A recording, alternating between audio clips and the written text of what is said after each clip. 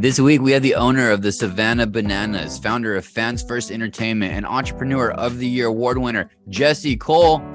DK, I'm fresh off 2 days of watching more baseball than I've watched in the past year. The Home Run Derby, the All-Star Game. Go to 500level.com for all the best t-shirts from the stars of every one of those. Vladimir Guerrero Jr., baby. Randy Arozarena. We got Julio Rodriguez, 41 home runs in one round. 500level.com for all the best t-shirts of all the best baseball players. Use the discount code ONESTAR, get 20% off every item on the site. 500level.com. Let's go. This is Jesse Cole with the Savannah Bananas, and I'm on the One Star Recruit podcast. Yo, aloha. Welcome to the One Star Recruits podcast. I'm DK, joined with my best friend in 25 years, Rip. We are fresh off the All-Star game in Seattle tonight. Not bad. Not great, but not bad, Rip. Yeah, that's a good assessment, DK. I think I texted you last night. Are you still watching the Derby like 2 hours in? And we both kind of said, nah, we tapped out like, an hour or two in. It goes kind of long. I'm going to be real about it. I think, just kind of tying it together with this guest we have on today, Jesse Cole, they need to incorporate some maybe banana ball rules to make this stuff more exciting, or at least a pitch clock, like something to make it go faster, because I can't watch anything for 3 hours unless it's a Super Bowl at this point, DK. It's getting better doses. The MVP, congratulations. This is the thing. I don't know if he's even on 500 level. One code, discount code, 1 star for 20%. Elias Diaz. He is not. He's too obscure. He's a catcher for the Rockies, the first Rocky ever to win MVP of the All-Star game. 0 products on 500 level. That's not a knock on 500 level. They can't have everybody. But yeah, MVP the All-Star game. He'll be on there soon. I guarantee that. Yeah, he'll be on there soon now after this. But I never even heard of him until tonight, and that's in essence is the problem that we're dealing with right now too. And we will talk. I think there's tons of banana league, banana ball things that can get thrown in this.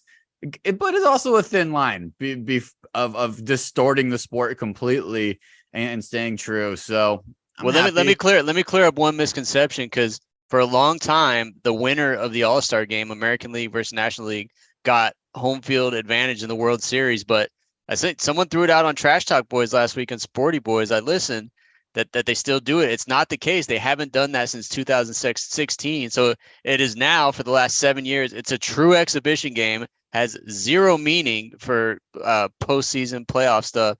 It's just a true exhibition game now. So the National League money bonus, they get 100K or something. Probably. I mean, the NBA in-season tournament. I mean, yeah, they probably get some kind of bonus, and definitely for winning MVP and home run derby and all that stuff. Well, the National League, they were 9 years. 9 years you had no kids, Rip. 9 years ago, I think I still lived in San Francisco. 9 years. But also, that's what I said. It's meh and then meh. So this is a great episode timing for us to introduce some more stuff potentially for MLB to take. This has been like our summer of giving, especially with baseball. I've been talking more about baseball. De La Cruz probably has a lot to do with it. The Arizona Diamondbacks being great. Congratulations to Corbin Carroll in the All-Star game. Wish he would have got a little bit, maybe a couple home runs, maybe an MVP would have been the icing on the cake for that story, but great to see some Diamondbacks there. So baseball's changing the recipe a little bit, tweaking it, adding a little bit of spice, a little bit of sugar. It's gotten a little bit better. We got a guy, Jesse Cole, who can probably change the recipe completely and be spitting out croissants, maybe like pretzel croissants or something we've never even heard of before with the recipe he's doing. This is a cat who operates out of the Coastal Plain League. TikTok is over, let me look, almost 600,000 on the way to 1 million fans. This is a mastermind at age 37. He's the yellow tuxedoed guy that you see all over the internet. So, mother, if you're thinking, who is the Savannah Bananas? You've seen him on the Today Show, on MSNBC, on ESPN. Jesse Cole, Rip hit him. He's a former college pitcher who went through this wild ride to end up with this baseball team in Savannah, Georgia. So today, he oversees this. I don't want to call it an exaggerated version, but I'm going to. An exaggeration version of what the MLB needs to tap into, an action-packed brand of baseball that really encourages fun and doesn't take itself too seriously, and it resonates with a real casual audience, which is winning all over the place. Did I nail it? What's happening in Savannah right now with Jesse Cole and the Bananas, Rip? You nailed it. There's a crazy waiting list for tickets, and now so they opened up this world tour, which is basically a U.S. tour right now. I'm actually looking because everything's sold out, DK. I'm on StubHub right now because they're going to be in Rancho Cucamonga, which is about an hour from where I live in Long Beach. They're going to be there actually in 10 days. What do you think the cheapest ticket is in Rancho Cucamonga to see the Savannah Bananas versus the Party Animals as their opponent? It's a big baseball town, Rancho Cucamonga. I'm gonna say $125, 125 shekels. Bro, I wish it was that cheap. I might think about going. It. The cheapest ticket is $285. Really? DK. Two Yeah, eighty five he's in on to Rancho something. Cucamonga. This might be the when we were growing up, it was the Ice Capades, and there was Disney on Ice. They would come to town, and we would go. The circus was maybe the generation, maybe your generation, Rip, before mine. Then Harlem Globetrotters. Jesse Cole and the Bananas are onto this next thing. It's a wild in between zone of baseball and entertainment that the country needed. We didn't even know that we needed it. Rip's going to be scalping tickets for $500 in Rancho Cucamonga. Also home to Friday #2, I believe, where they filmed the movie Friday 2. Is that correct? Yeah, I believe you're right. That suburb of the tract houses out there where it gets like 110 degrees. That's you nailed it. It's a good place. You drive through it every now and again. But it's cool, man. So Jesse's all about innovation. Something he said, I think, in this podcast, I've heard him say before, it's all innovation is about falling in love with a problem. And I think he does that every single day. We talk in the interview about he wakes up in the morning and has a morning routine, but it consists of 10 ideas every single day. Rip, unfortunately, I love you, but if I asked you for 10 ideas every single day, it's not happening. That's a lot of ideas. I might give you 10 a month or a year at this point, but yeah, a day is just absolutely. We threw out a few of them in this interview, and he actually 5-starred one of them. So that's the highlight of the interview to me. Yeah, a couple 5 stars. But the problem that he said was the problem that Rip says and all my other friends say about baseball. Too long, too slow, too boring. So he said, how can we defeat this? And they started testing on that immediately. That led to some of the stuff, some of these banana ball stuff that we can talk about. Some may call it quirky, but they're pretty damn smart. I'm going to go through a couple of them, Rip. You can chime in if you want, okay? Just a couple of them that'll give you a concept if you find yourself in Rancho Cucamonga. What are some other cities that are going on tour? They'll be in Durham, North Carolina. They're in Durham this week. After Rancho Cucamonga, they're going to San Jose, Fresno, Sacramento. It's basically a California tour through the rest of July. We got a lot of California listeners. Get on it. Paul Wall up in Burlingame. Get down to Fresno at Chukchansi Park, Excite Ballpark in San Jose. Go see the Bananas. Yeah, you know what they're doing? They're doing all the best minor league cities. Durham has a phenomenal minor league ball club down there. The Durham Bulls ran by amazing. I see what he's doing. San Jose, same thing. The Giants have a great minor league system. Jesse is doing his thing. Okay, a couple of things you might see if you find yourself in Durham, in San Jose, and all these great places. Rancho Cucamonga. One of my favorites. If you step out of the batter's box, just in general, it's a strike. Keeps the batter engaged, all right? Trying to save time here. If you attempt to bunt, it's an ejection. We don't have time for bunts and banana ball. You're just out. That could be controversial, Rip. Do you have opinions on bunts, or you want me to keep moving on? I was a fast player, so I loved bunts. I was actually thinking about teaching bunts the other day to my kid because it's a really good way to get on base to sneak past the defense. But if he's gonna get ejected, that's the wrong thing to teach. Yeah, it could be a controversial rule in banana ball, but it's a rule nevertheless. Guess what else is prohibited? Mound visits, not allowed in this particular game. Games are limited to 2 hours. We talked about it. If a fan catches a ball, it's an out. It means in the stands, it's an out. That's probably my favorite. That's probably my 5-star one. Each inning exists as its own entity. So a match play style format where scores reset for the top half of each frame. So this prevents huge blowouts and really kind of creates a possibility of 9 walk-offs if you want that. So that's interesting. I never really thought of that concept before, but totally makes every inning much more relevant. What else? What else did I like, Rip? Anything stand up in banana ball that you loved? I mean, you're basically going to see a musical as well. Like a song will break out every few innings, and like you said, they rehearse for 2 hours a day. This stuff, it's musical quality. These guys can sing, they can dance. Because a walk is like a huge event. So like after the 4th ball in a walk, the batter can begin sprinting. Oh yeah, the batter can begin. Oh yeah. This is my favorite. I watched this YouTube of it. Rip, you would love this because you are a hustler player. So So walks are not just like boring walks. Fourth ball is live ball. The batter begins sprinting around the bases, and the defense can't do anything until all 9 players on the field touch the baseball, producing a mad scramble that usually results in a double or a rundown. Come on, bro. That's amazing. That is a great rule right there. Walks right, throw them out the window. Pretty. I do like that. Can you imagine a guy like De La Cruz with that rule? He'd be dangerous. Oh my God. I mean, it's some of the most entertaining clips out there. They're going viral all the time. But this guy's doing everything right, DK. We talked about this with Evan Longoria when he was here before this season, Arizona Diamondbacks third baseman. But a one-on-one showdown is staged in lieu of extra innings. So the field empties, leaving only a pitcher, a catcher, and a batter. 3 bodies on the field. The pitcher either records a strikeout or has to chase his ball in play and get it to home before his opponent sprints around the bases. So not quite a UFC fight, which Evan Longoria and I thought might have been a good idea. Maybe we just do a round of UFC MMA fighting. This basically one-on-one baseball. So, that's why you can't get tickets, Rip. This shit is fun. It's like seeing a show in Vegas and a baseball game mixed together all at the same time. So you're basically getting 2 for the price of 1. So there you go. Let's get to the interview here. We have, God, the list. My list is so good. I don't even want to skip over stuff. I still have a pep band, a dancing first base coach. It goes on and on with the stuff that's happening.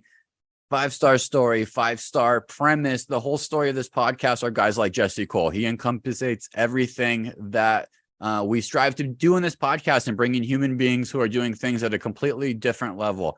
He talks about his mentors, Steve Jobs, Walt Disney's, guys who got scoffed at when they began doing what they were doing. He started as a promising pitcher at Wofford College, and now he's running around in a yellow tuxedo selling entertainment baseball, and fans are loving it. Enjoy this interview with Jesse Cole.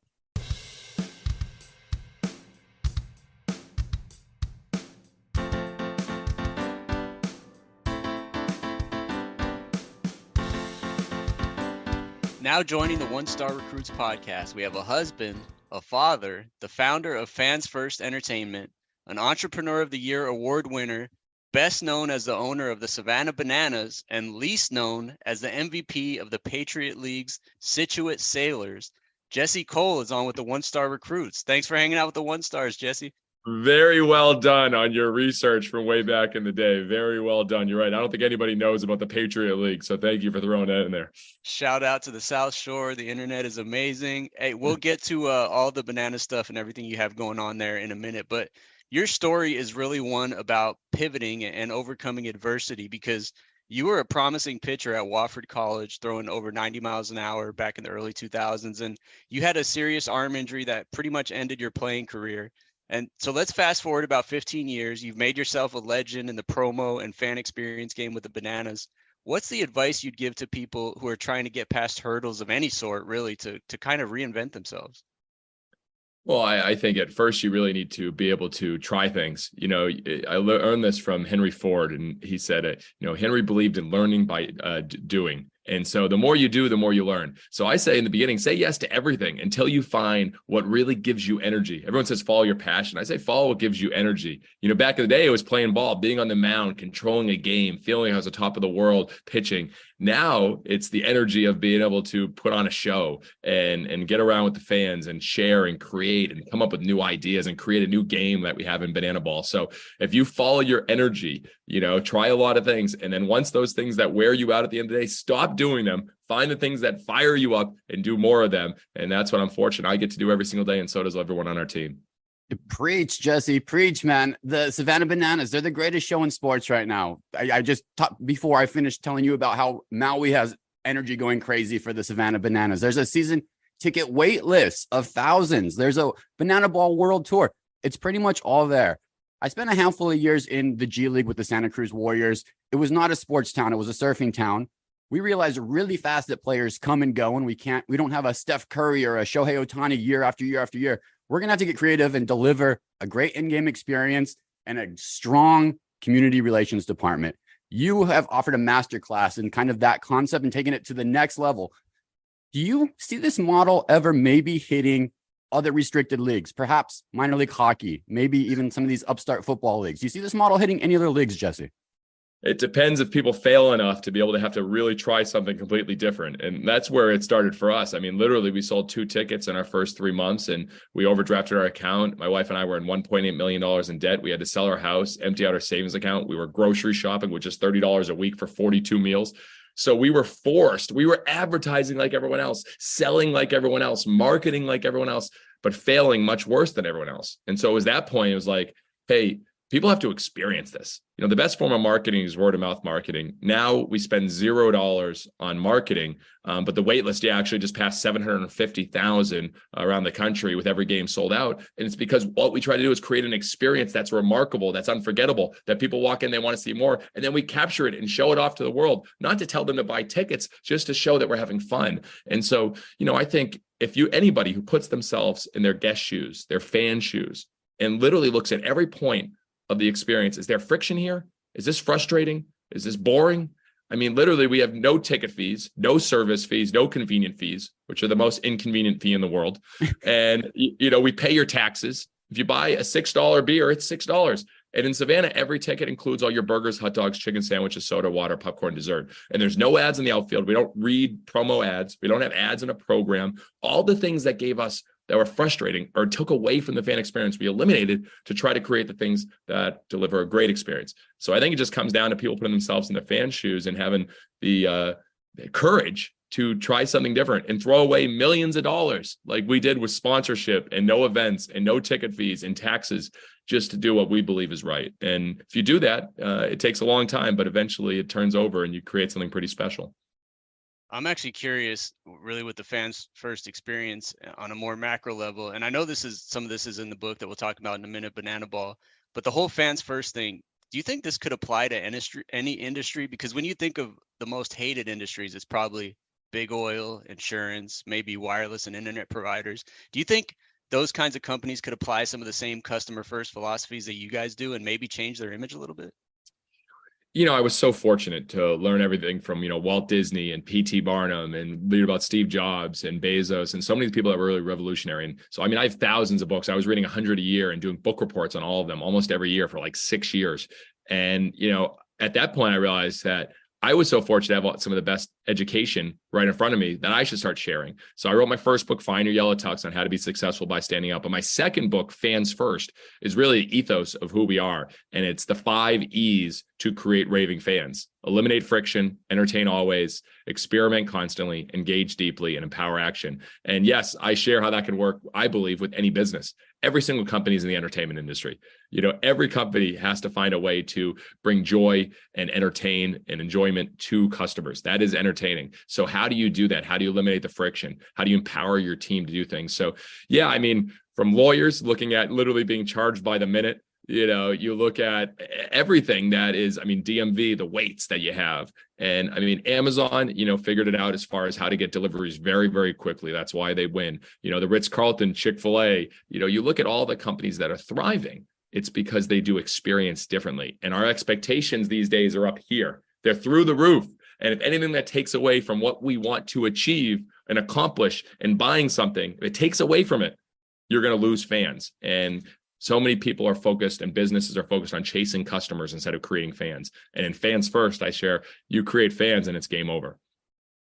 It's inspirational. And the third book dropped in May, I believe. It's called Banana Ball, the unbelievably true story of the Savannah Bananas. Go check it out. Anywhere you get your books, it's a must have. It's one of those books that you want to see on an airplane. It's one of those when you have a break at work you want to read because you're going to get inspired.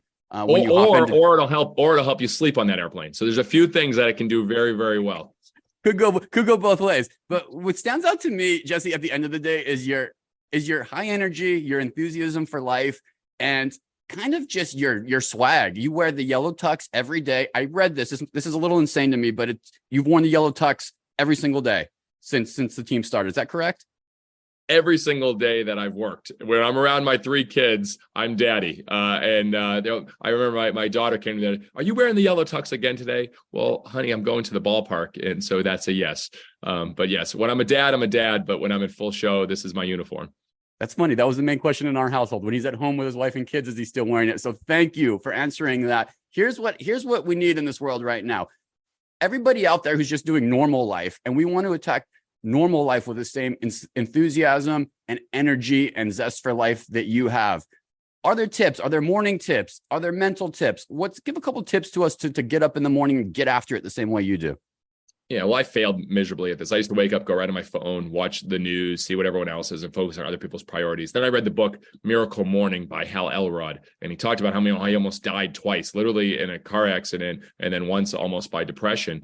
And he said, literally, I had to change my morning and start my morning on purpose. And he developed an acronym, the Lifesavers: silence, affirmation, visualization, exercise, reading, and scribing. So I tried that in 2015. It didn't all work for me. The idea of like silence is tough for me alone. But what I started doing was I developed my Miracle Morning, which every morning I read, I write, I come up with 10 ideas. I've been doing this now for 6 years, 10 ideas every single morning. I go for a run while listening to a business podcast, and I write a thank you note.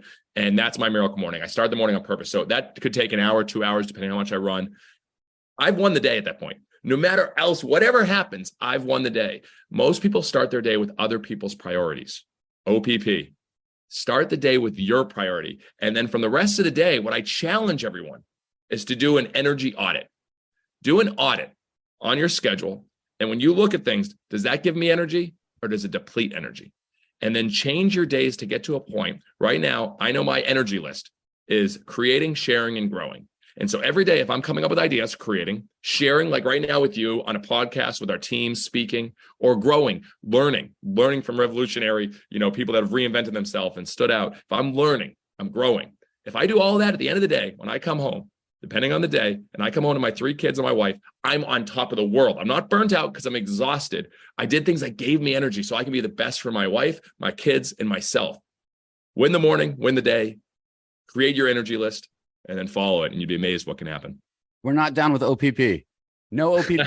We are not. Back in the day, I was so down with OPP. Now I'm not down with OPP at all. No, it's changed. As we got older, it has changed, man. Yeah. Dude, there's been some chatter about some ex-MLB stars in there. We love baseball. Rip and I are big Diamondbacks fans, and they're kicking ass right now. Go D-backs. Johnny Damon, Jake Peavy, Papelbon have reached out. I actually think a guy like Yasiel Puig might be a fun guy because he kind of could use a little bit of the energy the Bananas have and be a lot of fun to watch. What's the status of incorporating some of those guys and actually playing in some MLB stadiums? Will we see that in 2024? Do you want to break any news on the One Stars, Jesse? Well, I've been very fortunate. We have former major leaguers, all-stars, World Series champions reach out to us every single week. So we've had 3 Cy Young Award winners pitch for us this year. Barry Zito, Eric Gagne, and Jake Peavy have all thrown for us.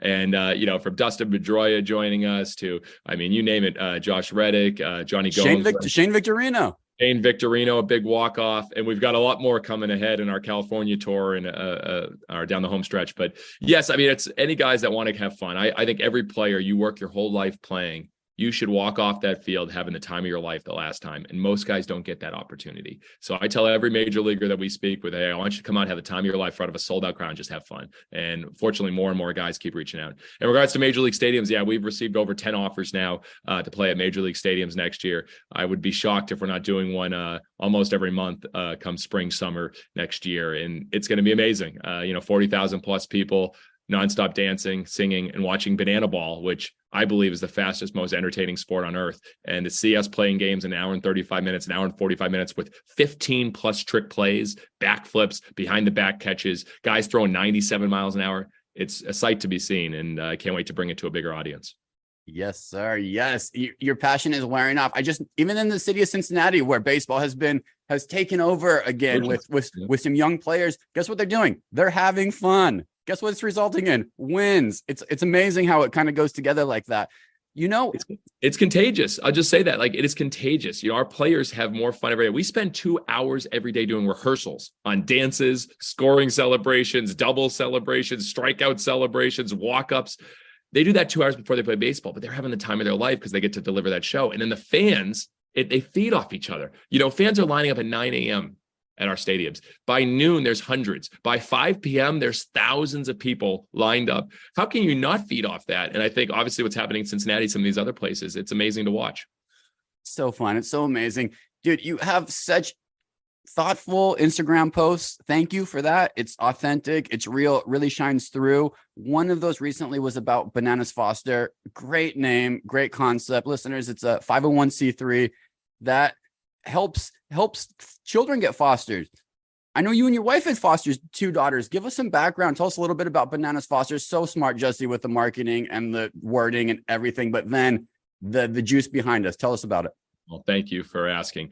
So years ago, my wife, started learning about the foster care world and the fact that there's over 400,000 kids in the U.S. who don't have a permanent home. And literally in the middle of COVID, summer of 2020, we got licensed. Let's figure it out. And within a few months, we got a call, and we have a daughter that literally couldn't sleep through the night, had no words, nonverbal, struggling, and she became part of our life. And then a year later, going on a date night, we get a call from a baby 6 days old, had every drug in her system possible. We go to the hospital, change our date night, take her home, and we saw the challenges, the DSS workers, the lack of homes, every single city. Kids are getting transported like literally hours because there's no homes, no place for them to stay.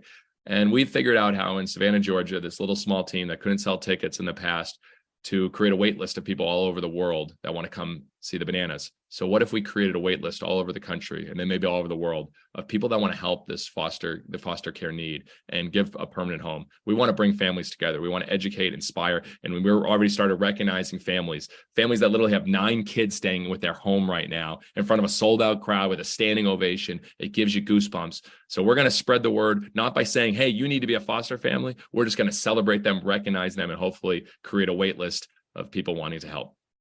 Your mentors would be proud. All of your creative mentors, Walt, all the ones you mentioned, you're doing things the right way, Jesse. I'm going to go into idea mode a little bit. We're going to transfer over. That's bananasfosters.org. Just real fast, my top 3 guys I might want to see in a Bananas uniform are Charles Barkley, Aaron Rodgers, and Leon and Messi, soccer player Messi, possibly, now that he's in the States now.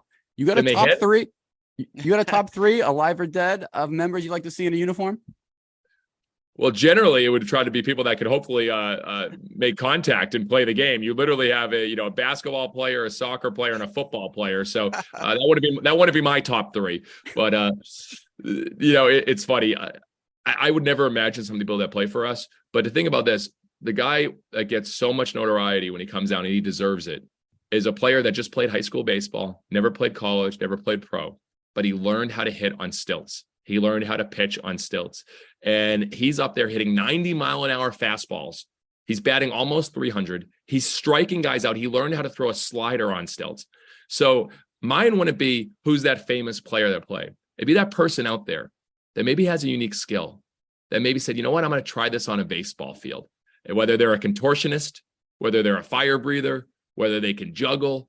I want to see people that have done things that no one else has ever seen, but then put it into banana ball. That's what I want to see. What a paradigm change. What a switch up you just did on me, Jesse. One more idea, then I'm going to pass it to Rip. This might have hit your 10 ideas in the morning list already. This might be incredibly 1-star and stupid. The Diamondbacks have a pool on the 602. I know in 2020, the new 2025 stadium has kind of gotten going. I looked briefly at it. It looks amazing. All kinds of amazing ideas within there. I love banana pudding. I think it's slept on a little bit. I'm sure it's probably served in the all-you-can-eat section somewhere in Savannah. Possibly a pool filled with banana pudding for groups. 1 to 5-star. Makes 100% sense. Yeah, that won't go bad. There won't be fruit flies at all. Yeah, that's a half-star. Yeah, I told DK before this interview, I said there's probably a list of 3 people I'd be willing to get in a pool filled with banana pudding with. It's my wife and a couple others. So I'm not, yeah, it's 1-star to me. We have a few more to throw at you. We end every interview with the segment we call 1-star to 5-star. Everyone knows we're the 1-stars. We're trying to get better with. Sorry, I gave a half-star. I broke the rule. Even better, half-star. You could even do 0 if you want. But we got a few more because we know you're an idea guy. You said I think 10 ideas per day for the past 6 years. We came up with 3 more that we'd like to get your thoughts on the feasibility of incorporating these into Bananas games, and set expectations appropriately. 0.5-star. We can only go up from there. So let's see on a scale of 1 to 5 stars, 1 being the lowest, 5 being the highest. We talked a lot about fans first. It's the name of your company. It's a philosophy. The rule I love the most about your game is when a fan catches a ball, it counts as an out. To me, there's no better way to incorporate fans. How about taking it a step further and allowing fans to maybe be on the field and even more part of the game? I'm thinking once a game, a fan serves as a pinch runner or even a pinch hitter. 1 to 5 stars on that one. What do you think? Oh, that's a 5-star through and through. I mean, the reality is fans first. That's it. We not only do have fans get to catch a foul ball for now, but we just put the fan challenge rule. So there's one fan representative that actually gets to challenge any play during games. They wear a judge gown, they got a gavel, and they got a confetti popper and a fan challenge sign. So we are all in on getting fans involved in the show. I think we got to find the right place, but to have a fan come in and play a game and not get hurt, ideally, could be a win situation. Okay, we're making some progress. This next one came from DK. Right. Close games are obviously more interesting and keep the fans more engaged versus blowouts. So this is the proposition. If a team gets down by 5 runs or more, they get to use their choice of either aluminum bats or cricket bats to hit with. And then if they catch up, it's back to the wooden bats. 1 to 5 stars on that one. I'll give it a 3-star. We've already had players use cricket bats. We actually had the Australia team come in, so we've done that. I haven't used metal bats. And if you're down by 5 runs, I think that's only happened a couple times this whole tour. Every inning counts for 1 point. So you really got to be getting walloped to be able to have to go that. So I'll give it a 3-star. We're 1 star on our banana ball rules here, obviously. Number 3, the tie goes to the runner rule has never made sense to me. It's kind of like saying we don't have a solution to that issue. I don't know if that's the case in banana ball, but so how about we get a good old game of rock, paper, scissors to resolve any ties with base runners in the opposing fielder? Quick and easy. Everyone loves rock, paper, scissors. 1 to 5 stars on that one. The idea is good. I think the rock, paper, scissors needs to be a little better. So I will give it a 3.5 stars. But here's why. So we do weigh-ins before the game, because why wouldn't you have baseball players weigh in against each other? Because that makes complete sense. So they have done rock, paper, scissors. They've done arm wrestling. They've done push-ups, but mostly it's a dance-off. So I'd rather see like a full-fledged dance-off, something with the fans voting. Rock, paper, scissors, it's been done. So that kept it from getting to that 5-star level. Okay. We'll take it. Last one. I'm wearing a Greensboro Grasshoppers hat right now. It was my son's T-ball team this season out here in Long Beach, California. Coaches can pick any minor league team they wish, but since the Bananas don't have an affiliation with an MLB team, they weren't an option, unfortunately. But I'd love to see in the future T-ball and other little league teams all across America wearing Savannah Bananas uniforms. I think it'd be a great extension of the brand. You could work with Little League of America to make it happen. Is there any future with that idea? What if we just developed our own little league? Oh, next level. Jesse Cole, always. That's another book, I think. I think the what we've seen with the youth and their desire to play banana ball and have fun with it, I think is a no-brainer. And like anything, we do things with one test at a time. We started with a 1-city world tour before, now we're doing our coast to coast. So maybe it's one tournament that we do as a banana ball, and then it turns into more. But everything's about testing, experimenting, and learning by doing. So I'm sure that will be in the future at some point. That's why you're 1 of 1, Jesse. Everyone go follow Jesse at Yellow Tux Jesse on Twitter, Instagram, and TikTok. Follow the Savannah Bananas as well. The Banana Ball World Tour is ongoing. I'd like to promote it, but every single date has been sold out. I think you need to buy a second team or maybe add in some more games, Jesse. Everyone get your gear at shop.thesavannahbananas.com. We'd love to make a stop in Savannah on our 1-star road trip. We appreciate you spending time with us today. Thanks for making baseball fun again. And thank you for coming on with the 1-star recruits, Jesse. A lot of fun. Thanks, guys. All right, Jesse Cole, Savannah Bananas. We talked All-Star game. I'm going to glaze over the home run derby, Rip, unless you have anything in your soul that you must discuss with our fabulous listeners about the home run derby. No, I mean, 30 seconds that we talked about at the beginning of the show is enough. It's an exhibition. It's entertaining for like an hour, but then it just goes on too long, DK. Look at all the baseball that we've done on this podcast already. I'm tracking possibly into the 40-minute zone of steady baseball. Give that a round of applause. 3-star baseball talk, but hey, we're here. Our goal is to get over here with NHL. MLB was on our goal list. We're getting better. Golf was on our goal list, Rip. We're getting better. Slowly but surely. We're just like the listeners out there. We're doing our best to stay engaged. When stuff starts getting a little bit cooler, guess what? We turn up the temperature too. We're into it just as much as you are. So, but by the way, Women's World Cup coming up soon. I was in Mexico last week. I don't know what happened, but word is that you did an interview with an international soccer superstar by yourself. So just a tease for the audience. We got that coming up next week or the week after, but kudos to you on that. DK. We're dabbling in all the sports sectors to bring you the 5 stars from him. But it's all fun and games. And congratulations to Vladimir Guerrero Jr. of the Blue Jays, who once said home run derby. He won $1 million, so that's pretty chill. So joining his father, Hall of Famer not Victor. I was going to say Victor Guerrero. He is not a Victor. He's a Vladimir. Yeah, usually they have the same name when it's a junior, DK. Yeah, when it's a junior. He went no batting gloves, though. You remember Vlad? No batting gloves on the Expos? no batting gloves. Lots of pine tar, so his hand just stuck to the bat. By the way, that was exciting, but the most exciting thing of the week in baseball didn't even happen in the All-Star game. I sent it to you. I tweeted it to you. It's like my guy. We mentioned every episode. You mentioned him earlier.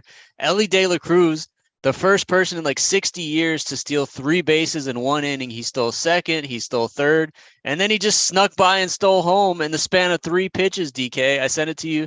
This guy is off the charts. If you haven't seen him yet, just look up his clips. The kid is 21. He's fast as shit. Don't even look up his clips. Go directly to www.500level.com. Look up De La Cruz and get yourself a 500level.com shirt with discount code 1 star.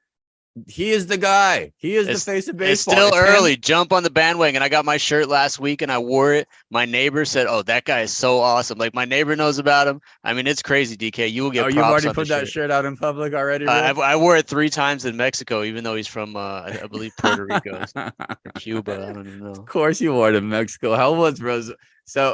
So Rip did listeners who are with us. Rip did 4th of July down in Rosarito, Mexico. He lives on the West Coast, the beautiful Southern California region. But you took your young family to Mexico. People think, might be dangerous. Don't drink the water. Got to be careful there. It's not like you're going to San Diego to eat some fish tacos and stay at a Holiday Inn. Give the listeners the truth. How was Rosarito? 1 to 5 stars. Would you go back? Did anybody get sick? Well, in this case, let's just go right into 1-star moments of the week, DK, because it has everything to do with that trip. Is you mentioned it in there. You mentioned don't drink the water. You mentioned did anybody get sick? That's it, DK. I ate so many things at trip. I'm a down and dirty Mexican restaurant place guy. I'm a taco stand guy. I'm a street taco guy. I couldn't restrain myself, so I was eating anything and everything. Vendors on the beach, vendors at the border in Tijuana. And unfortunately, we made it through the whole trip without getting sick until the last the line to get back across the U.S. border in Tijuana was about 90 minutes. 15 minutes left. I see a guy selling churros off a cart, and I said, "Those look amazing. I got to grab some." So $4 for like 8 churros. I'm in. Great move. Sounds like a great move to me, by the way. Sounds like a great move. So split them up between the family. I think I had 3 of them. My son had 2. My wife had 2. Sure enough, we get back to the U.S., back in Long Beach, unpack, and that night it just hits me and my wife just like a bomb, man. It went off in our stomachs, and I don't know if they were undercooked, raw dough, bacteria, whatever the hell it was, but man, those churros from those street vendors. You need water. You need water in those, so maybe the water didn't sit with you. Yeah, it could have been that. I haven't been right for 5 days. I'm just getting back to myself a little bit now after 5 days. So yeah, that was that's my 1-star moment of the week. Montezuma's revenge, whatever the hell you want to call it. But we use the water to brush our teeth, like spitting it out, but putting it in our toothbrush. So there's all kinds of theories about this stuff. I spent hours online reading about what could have happened, but the bottom line is our stomachs aren't used to whatever they have going on in other countries a lot of times, especially Mexico. And I'm not going back for a while. Yeah, no, that totally makes sense. Like churros, and that is one of those things. I would still, even after this story, if I was sitting at the Calexico border and presented with a churro option, even after knowing this information, I would still might make the decision to buy them and ingest them. That's how delicious they are. That's true. It's true. I actually had a couple of my people I was there with, my neighbors bought some on the beach in Rosarito, and I had a few of those, and I was fine. It was just this one batch. So maybe I just got a bad batch, bad luck, whatever you want to call it. But it's my 1-star moment of the week. What's yours? Yeah, you get a bad batch. Speaking of churros off the freeway in Philadelphia and in New York City, it's a newer thing. They used to only sell these soft pretzels off the Philly freeways, which are great. If you're ever in Philadelphia, those are still the best, 5 stars. I've seen churros start to come up on the freeways. Those are safe to eat, listeners. Any East Coast listeners, because God, you hit a nerve with churros. It's been a minute for me. Do they still have those at Taco Bell? What are those cinnamon twists? Those Right? cinnamon twists, yeah, those stick to the Those top don't of hit my like mouth. churros do. Yeah, Mhm. they're like a chicharrone, a pork rind with churro. You know, Pork but rind with cinnamon sugar, yeah, and they sit on the top of my mouth. They just don't hit like a churro pull. It's a baseball game food, really, is what it is. Especially a little league snack shop has great churros. Very mid, but very delicious. all you gotta do is deep fry them and throw cinnamon sugar on there. It's not that hard. Yeah, well, if you put poo-poo water, spray them with poo-poo water so the cinnamon sugar sticks to them, you might be in trouble. You got to be careful, maybe.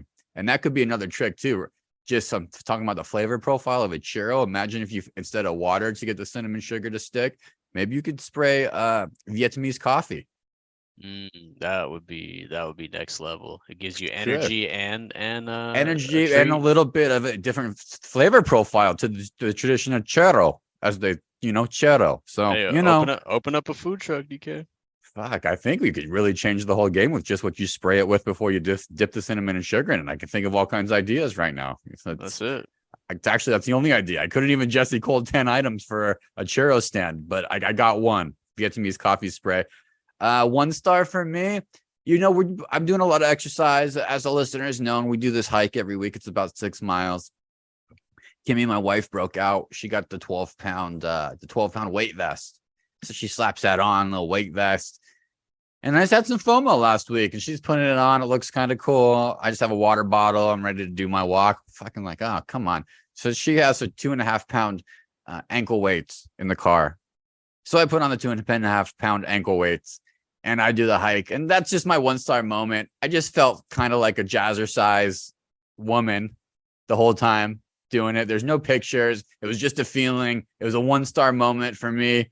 Although I felt it. They worked. It's funny how the little weights, if you just kind of go with it and forget about it, like, that, really kind of was an extra little pump that I needed in that workout.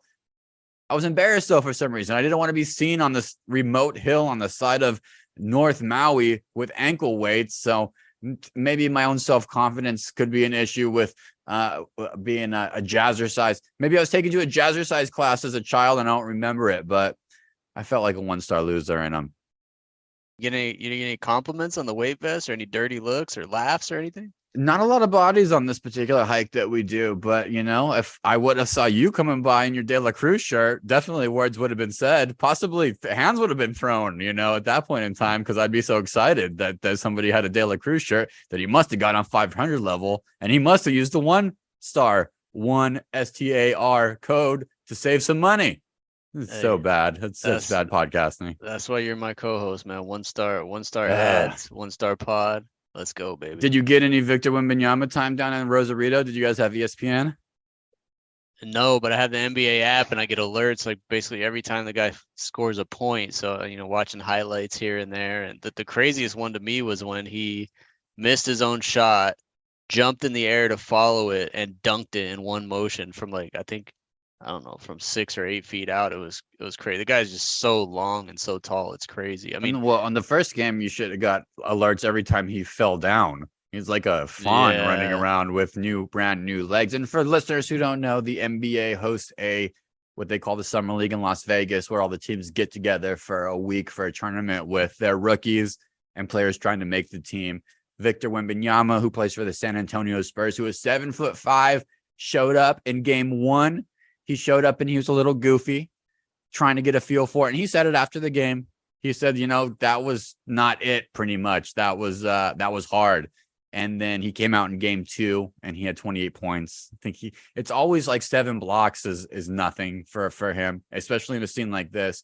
And everybody got to see a glimpse of what this guy could be in the future with that stat line. A lot of fun, though. Kind of had a playoff vibe at Thomas and Mack in Las Vegas. It was definitely more crowded than I've ever seen that gym, and they've had a couple fun summer league runs where people got excited. So 5 stars for the NBA and for summer league. Little incident before tip off where Britney Spears tried to say hello to Victor Wembanyama after leaving a restaurant called Catch. They have the best chicken tenders. If you ever find yourself at Catch, there's a Catch in Los Angeles and there's one in Las Vegas. Amazing chicken tenders, maybe the best you'll ever have in your life. Anyway, Brittany, who's a little bit cray-cray, but she's Brittany, tried to walk up on Victor, and his security guard gave a backhand to her face. So I think she's still waiting for an apology. So, but that didn't shake Victor Wembanyama from still putting on a good show. So 5 stars. I applaud the NBA and Summer League. It was fun. It's still one of my favorite events. I think it might be too played out for me now. I think it's too big now for me a little bit. It's blown up. You see that giant sphere in Vegas now in the middle with the Summer League logo, the NBA logo looking like a basketball. It's too much, DK. It's way too much right now. I think the sphere is cool, but yeah, it's too much. It's hype. It's crowded. It's just now it's not kind of a down low place. I still have the Maui Invitational Basketball Tournament here in Lahaina, which is best kept secret in basketball. So don't sleep on that one. But for me, I'm going to be watching this tournament in the future. I'd actually knock on some wood. Rip, maybe we'll do a trip out there and we'll get more involved in it and it'll be better. But for right now, it seems like your traditional Vegas hubbalub, Rip. I know you're a big fan of going to the Luxor. Your favorite hotel prior to the Luxor was the famous Irish hotel and casino. What was that place called? It was the worst. O'Shea's, baby. O'Shea's. God, you loved it because they had $5 blackjack tables. Probably the most $5 blackjack tables on the strip. Was that correct? Is that why you loved O'Shea's?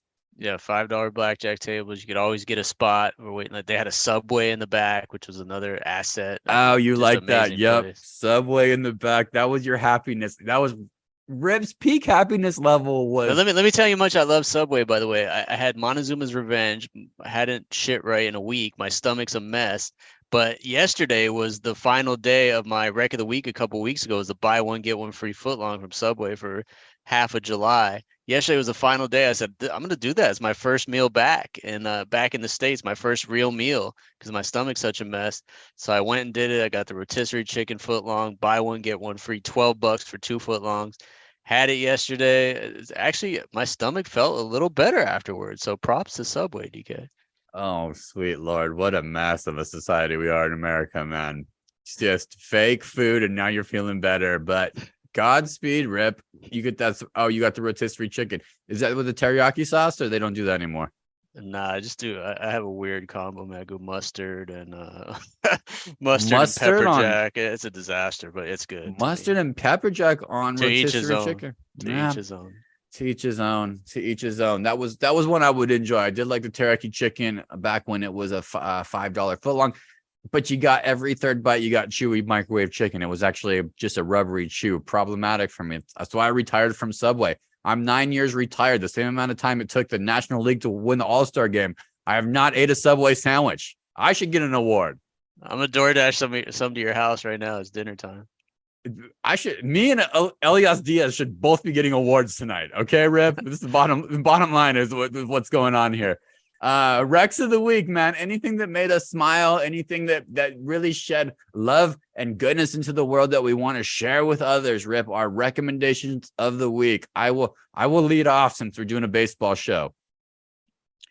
Jack Ryan is back on Amazon, and I'm here for it. This is his last season.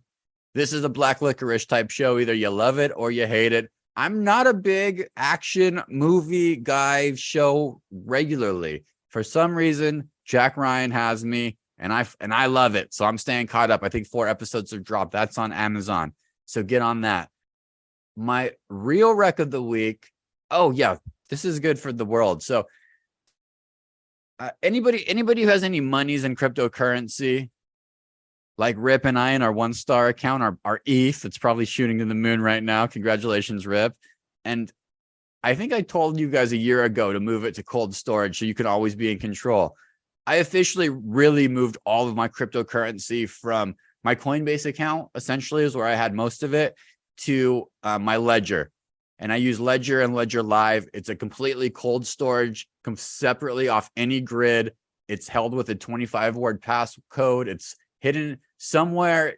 Now I'm giving too much information where my Ledger is, but my cryptocurrency is now not controlled by anybody else except for me, your boy DK, and full control of my cryptocurrency now in this cold storage. So I recommend, just in case the world goes crazy, or if a Coinbase decides to go away, or if anything just crazy happens in this world, you can have that safe. So that's my recommendation. Ledger. It's like you're speaking another language to me, DK. All I know is 2 years ago about this time, you ill-advised me to put $100 of our hard-earned one-star money into Ethereum and Coinbase. I'm looking at it right now. $100 2 years ago is now worth $39.91.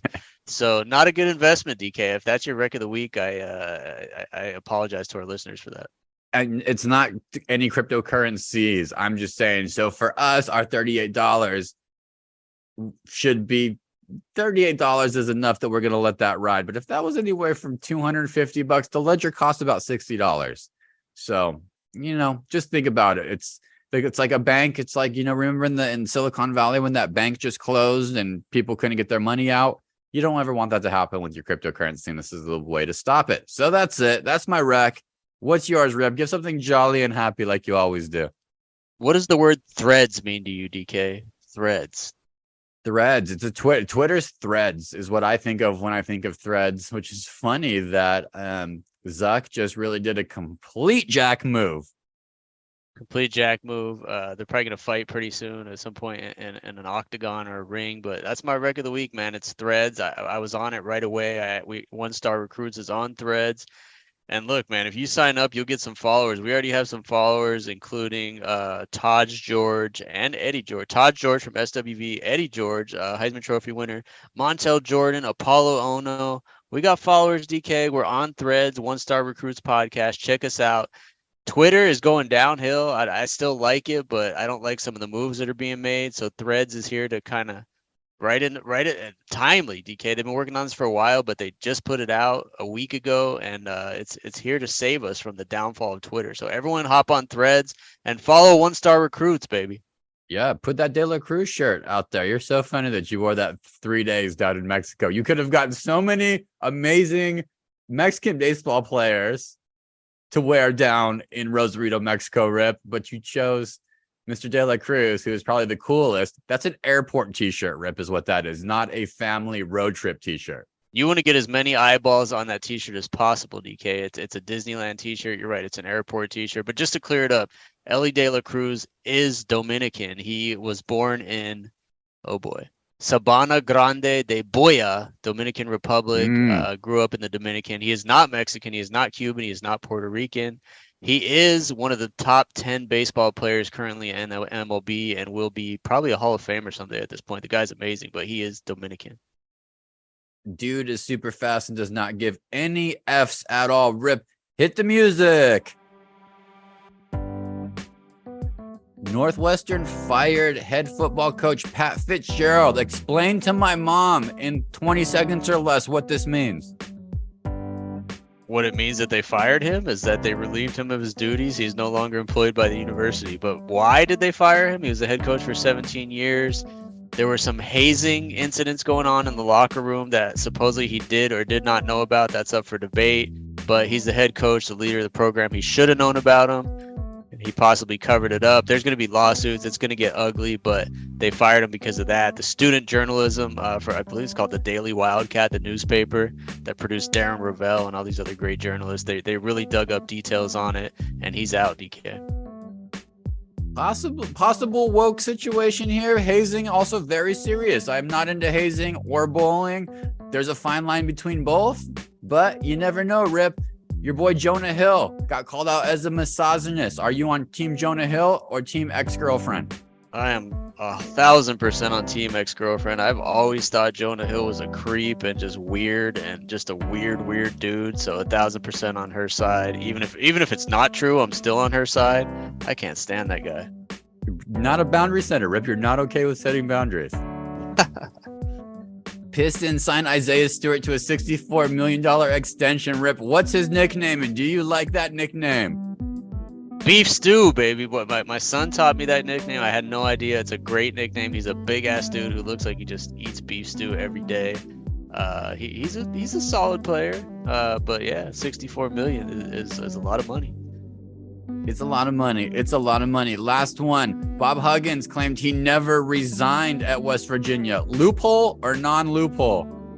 I mean, these coaches just got to know when to go. The guy's like in his 70s, DK. It's a Pat Fitzgerald situation. He's not that great anymore. His program's not that great anymore. He got a DUI and said some, racist stuff on a podcast. Like, just get out of there. Let it go, buddy. Let it go. 2 more quick ones. Our guy DeAndre Hopkins in rumor news. The Patriots and the Titans going to be the top 2 teams. Chiefs are in there as well, Rip. Where's your final destination you see D-Hop landing?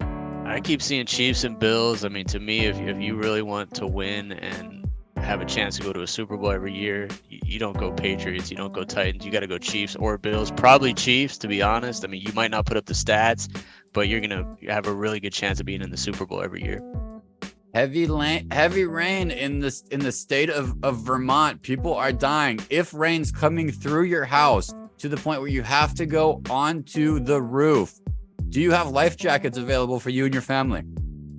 I do not, because that would be crazy for that to happen here in Southern California. It just does not happen. So there's a lot of things we aren't prepared for here. It's snow, it's a lot of rain, and we're going to probably crawl in our bedroom and under the covers and wait till it goes away. Probably we just don't know. Climate change, Rip. We just don't know. Amazing show. Listeners, 5 stars. We'll be back next week, listeners, to get you through your summer. We have an amazing guest. The University of Tennessee has approved $100 million in renovations on Neyland Stadium. Rip, did you or did you not take a pee on that stadium? Immediately outside the stadium, I did, possibly in the Tennessee River. A beautiful place, though, Knoxville, top 20 town in America, DK. We'll see you next week. See you next week.